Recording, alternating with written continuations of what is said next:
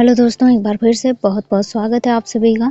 इस वीडियो में मैं नेवर लेट मी गो सीरीज एपिसोड 7 का पार्ट 2 एक्सप्लेन करने वाली हूँ। इस पार्ट की शुरुआत होती है चाचा जी से। नुएंग गायब है, मॉम कोमा में है, तो अब सारी रिस्पॉन्सिबिलिटी उनकी, या फिर यूँ कहें सारी रिस्पॉन्सिबिलिटी उन्होंने अपने ऊपर ले ली है।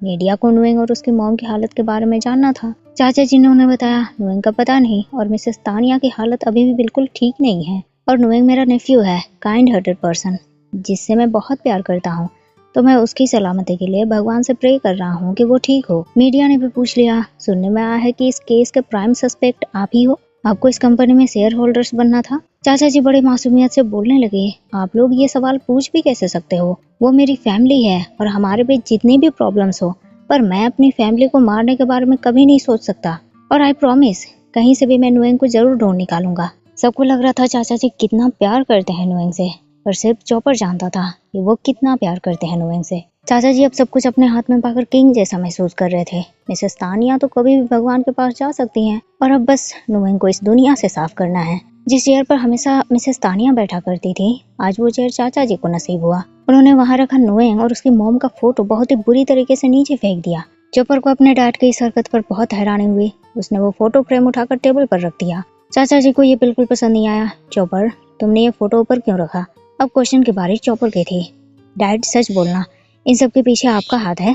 चाचा जी बोलने लगे, अगर मैं कहूँ हाँ तो फिर क्या करोगे तुम? चॉपर को गुस्सा आ गया, डैड आप ऐसा कैसे कर सकते हो, वो आपकी फैमिली है। पर चाचा जी बहुत दुखी थे। उन्होंने चॉपर को बताया, क्या फैमिली? कभी भी उन्होंने मुझे फैमिली की तरह कहाँ माना है, मुझे एक लूजर माना है। और ये बात याद रखो चॉपर, ये सब मैं तुम्हारे लिए ही कर रहा हूँ। तुम्हें दिख नहीं रहा नुएंग के बाद नंबर 1 कौन है? चॉपर समझ गया डैड को समझाना बेकार है। उसने पूछा, आप नुएंग और पाम के साथ क्या करने वाले हो? चाचा जी ने उसे बताया, लोगों को लगा दिया है उसे ढूंढने में। बाकी तुम्हें कुछ मालूम है क्या उनके बारे में? चॉपर को शायद मालूम भी होता तो भी वो अपने डैड को नहीं बताता। खैर अब तो मालूम भी नहीं है उसे। दूसरी तरफ जॉनबुरी में वो डेविड ने शादी का प्लान बना लिया। सब उसी की तैयारी में लगे थे। नुएंग भी पाम को बताने लगा, वो ने मुझे बोला है जब वो स्टेज पर आए तो मैं उसके लिए पियानो बजाऊंगा। मैंने सोचा है वो वाला सॉन्ग बजाऊं जो मैंने लिखे हैं। वो सॉन्ग मैंने पहले कभी किसी को नहीं सुनाया है। पाम तो बड़ा खुश हो गया, मिस्टर नुएंग मुझे बहुत खुशी हो रही है, आपका सॉन्ग सबसे पहले मैं सुनूंगा। नुएंग बोलने लगा, ये सॉन्ग मैं तुम्हारे लिए थोड़ी, वो डेविड के लिए बजाऊंगा। पाम ने उसे बताया, मिस्टर नुएंग यहाँ तो कोई पियानो नहीं है, कहाँ से लाओगे आप पियानो? नुएंग के पास इसका भी सोल्यूशन था। उसने वही छोटे से बार में से इलेक्ट्रिक पियानो मांगा और उन्होंने भी दे दिया, और इस तरह से पियानो का इंतजाम भी हो गया। वहीं दूसरी तरफ चॉपर को फोम कुछ सस्पिशियस लगा। उसने तुरंत उसकी वीडियो बनानी शुरू कर दी। फोम एक लड़के को पैसे दे रहा था, उसका शुक्रिया कर रहा था किसी वीडियो के लिए। शाम हुई, वो और डेविड के मैरिज की सारी तैयारी भी हो गई। अब बस वो के स्टेज पर आने की देरी थी। वो जैसे ही वहाँ आया, डेविड की आंखें चमक गई।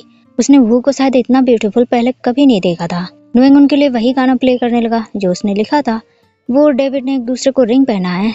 सब दोनों के लिए क्लैप करने लगे। पाम भी उन्हें देखकर बड़ा खुश था। वो भी शायद इमेजिन कर रहा था वो और मिस्टर नुएंग भी ऐसे एक दूसरे के हो जाएंगे, पर अभी फिलहाल तो वो बस इमेजिन ही कर सकता है। शादी के बाद अब डांस और बियर पार्टी। नुएंग भी माहौल के साथ बियर को एंजॉय करने वाला था, पर पाम ने उसे रोका, नहीं मिस्टर नुएंग आप नहीं पी सकते, आपको एलर्जी है ना बियर से, यहाँ से हॉस्पिटल भी बहुत ज्यादा दूर है।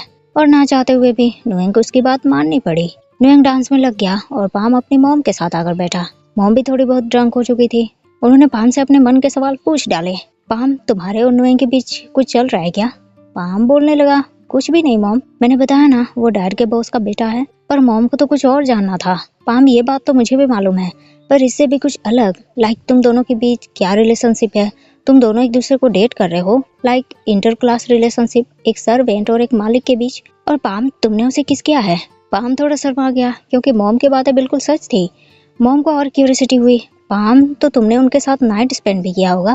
पाम हैरान, मॉम कैसे सवाल पूछ रही हो आप? मैंने उसे किस किया था, पर बस उसे कंफर्ट करने के लिए। लेकिन मॉम तो उसे एडवाइस देना चाह रही थी। ओह तो जेंटलमैन, उसे कंफर्ट कर रहे थे तुम। पर तुम्हें पता है पाम, मैं दूर से ही तुम्हें देखकर बता सकती हूँ कि तुम उसके लिए क्या फील करते हो। मैंने देखा था जब नुएंग पियानो बजा रहा था तो तुम कैसे उसे देख रहे थे। तुम दोनों एकदम दूसरे मैरिड कपल लग रहे थे वहाँ। पाम को मॉम की बातों पर हंसी आ रहे थे। उसने मॉम को जाकर सो जाने के लिए बोला, पर मॉम के एडवाइस तो अभी बाकी थे। पाम, तुम लोगों का टीनेजर वाला लव, जस्ट लाइक तुम्हारे डैड और मैं, हम दोनों एक दूसरे से बहुत प्यार करते हैं। इवन मैं तुमसे और तुम्हारे डैड से बहुत प्यार करती हूँ। पाम, तुम्हारे डैड मुझसे इतना प्यार करते हैं कि उसमें मुझे घुटन होने लगी थी। मुझे फ्रीडम फील नहीं होने लगा था, इसीलिए मैं तुम दोनों को छोड़कर चली गई। पाम का क्वेश्चन, मॉम जब आप उनसे इतना प्यार करती थी तो उन्हें छोड़ क्यों दिया? मॉम उसे समझाने लगी, पाम प्यार का मतलब सिर्फ हैंग आउट, डेटिंग, स्लीपिंग और शादी नहीं होता। तुम बताओ, नुएन को पसंद करते हो ना? पाम के पास कोई जवाब नहीं था, या फिर क्या बोले, वो श्योर नहीं था। पार्टी के बाद पाम रूम में आया, पर नुएन ने उसे पीछे से हक कर लिया। पाम को हैरानी हुई, मिस्टर नुएन क्या कर रहे हो आप? नुएन बोलने लगा, देखा नहीं, हक कर रहा हूँ। पाम ने उसे ऊपर से नीचे देखा। मिस्टर नुएन, आपने ड्रिंक किया हुआ है क्या? अगर आपको फिर से शॉर्टनेस ऑफ ब्रेथ हो गए तो फिर मैं क्या करता? नुएन बोलने लगा, पाम कैसे ड्रिंक करूंगा मैं? पूरी पार्टी भर तो तुम मुझ पर नजर रखे हुए थे। मैं कब पी था? वैसे मैं लव की स्वीटनेस देकर ड्रंक हो चुका हूँ। पाम को खुशी हुई कि नुएन खुश है। मिस्टर नुएन, आपने जो सॉन्ग लिखा है वो बहुत अच्छा था। आप पियानो बजाते हुए बहुत खुश दिख रहे थे। नुएन को भी लग रहा था कि इस आइलैंड में आने के बाद वो बहुत खुश है। उसे फैमिली के एक्सपेक्टेशंस पर नहीं जीने हैं, किसी भी तरह के प्रेशर नहीं है, और ना ही अब उसे कोई यंग मास्टर बनना है। बिल्कुल ऑर्डिनरी पर्सन की तरह। लाइफ कितनी अच्छी है। पाम भी बोलने लगा, मिस्टर नुएन, आप जब खुश होते हो तो आपके आसपास के लोग भी अच्छा फील करते हैं। नुएन तुरंत बोलने लगा, मेरे आसपास के लोग, यानी कि वो पर्सन भी जो मेरे बगल में बैठा है? पाम स्माइल करने लगा। उसने हाँ बोला। नुएन बोलने लगा, पाम जब से हम यहाँ आए हैं तुम थोड़ा कम साय होते हो, कंफर्टेबली बोलते हो। पाम ने रीजन दिया, क्योंकि मिस्टर नुएन ये मेरा घर है और वहाँ बैंकॉक में आपका घर था। पर नुएन थोड़ा मायूस हो गया। पाम, वहाँ मेरे मॉम के अलावा मेरा कौन है जो अभी भी कोमा में ही है? पाम उसे कंफर्ट करने लगा। उसने नुएन को यकीन दिलाया, पाम है ना उसके साथ। नुएन फिर पाम से कहने लगा, पाम मैंने जब वो और डेविड के लव को देखा तो मुझे वो बहुत स्वीट लगा। मैं भी वैसा ही प्यार चाहता हूँ। पाम बोलने लगा, मिस्टर नुएन, आपको शादी करनी है, पर ये बहुत जल्दी नहीं हो जाएगा। नुएन उसे समझाने लगा, ये बात नहीं है पाम, मुझे शादी नहीं करनी। मैं उनकी तरह डेट करना चाहता हूँ, स्वीट लव चाहता हूँ। पाम उसे बोलने लगा, मिस्टर नुएन, वो पर्सन जल्दी ही आपको मिलेंगे। लेकिन नुएन को वेट नहीं करना। उसने पाम को बोला, पाम अगर मैं कहूँ कि मुझे वेट नहीं करना तो इस आइलैंड में आने के बाद मैं एक न्यू पर्सन बन गया हूँ, तो मुझे कुछ नया ट्राई करना है, जैसे कि डेटिंग वगैरह। क्या तुम मेरे बॉयफ्रेंड बनोगे? पाम ने उसे पूछा, मिस्टर नुएन, आप श्योर हो क्या बोल रहे हो? नुएन बिल्कुल श्योर था कि वो क्या बोल रहा है। पाम पूछने लगा, तो फिर उसे क्या करना होगा? नुएन ने उसे बोला, पाम पिछली बार तुमने मुझे कंफर्ट करने के लिए किस किया था, इस बार मैं चाहता हूँ कि तुम अपने ट्रू फीलिंग्स के साथ मुझे किस करो। और पाम तो इसके लिए बिल्कुल तैयार था, और फिर दोनों ने कपल्स की तरह किस करना शुरू कर दिया। इधर पापा चानोन ने उन लोगों का पीछा किया जिन्होंने नुएन की फैमिली पर उस दिन अटैक किए थे, पर वो विलेन डरने के बजाय स्माइल कर रहे थे। पापा चानोन उन पर चिल्लाने लगे, तुम लोग स्माइल क्यों कर रहे हो? बताओ किसने हायर किया था तुम्हें? दोनों ने उनको बोला, जल्दी ही पता चल जाएगा। पापा चानोन को बात समझ नहीं आई।